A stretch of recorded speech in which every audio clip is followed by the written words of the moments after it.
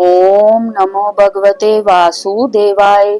पुराणों के अनुसार भाद्रपद माह में शुक्ल पक्ष की द्वादशी तिथि को भगवान विष्णु ने अपना 5वां अवतार वामन के रूप में लिया था। द्वादशी तिथि को भगवान वामन का जन्म होने के कारण इस व्रत को वामन द्वादशी भी कहते हैं और भगवान वामन की जयंती के रूप में मनाते हैं। वामन अवतार भगवान विष्णु का मनुष्य रूप में पहला अवतार है। यदि भगवान वामन का अवतार न हुआ होता तो धरती पर राक्षसों और दानवों का राज होता, मनुष्य का नामो निशान मिट सकता था।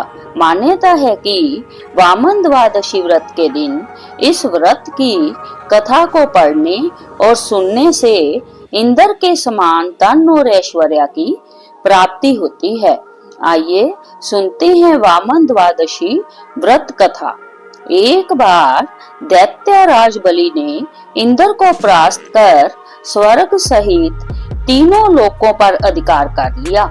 स्वर्ग से निकाले जाने और पराजित इंद्र की दयनीय स्थिति को देखकर उनकी मां अदिति बहुत दुखी हुई।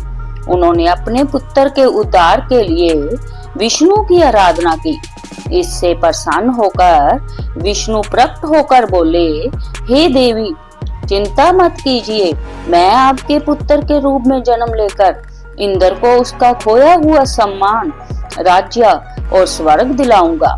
समय आने पर उन्होंने अदिति के गर्भ से वामन के रूप में अवतार लिया। उनके ब्रह्मचारी रूप को देखकर सभी देवता और ऋषि मुनि आनंदित हो उठे। उधर पृथ्वी लोक में अपने गुरु दैत्याचार्य शुक्र के सुझाव पर राजा बलि स्वर्ग पर स्थायी अधिकार जमाने के लिए अश्वमेध यज्ञ कर रहे थे। जय जानकर भगवान वामन वहां पहुंचे। उनके तेज से यज्ञशाला प्रकाशित हो उठी। बलि ने उन्हें एक उत्तम आसन पर बिठाकर उनका सत्कार किया। यज्ञ की समाप्ति होने पर बलि ने उनसे भेंट मांगने के लिए कहा।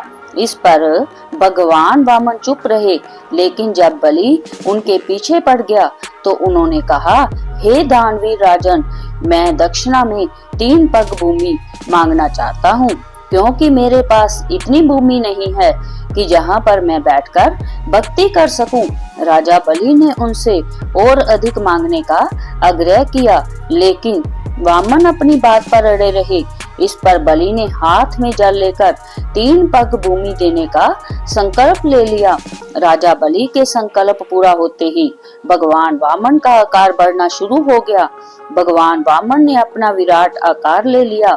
उनके आकार ने अंतरिक्ष के शोर को छू लिया था। उन्होंने अपने 2 पग में ही पृथ्वी, आकाश और ब्रह्मांड को नाप लिया था। उन्होंने राजा बलि से पूछा, हे दानवेंद्र, अब मैं अपना तीसरा पांव कहाँ रखूं?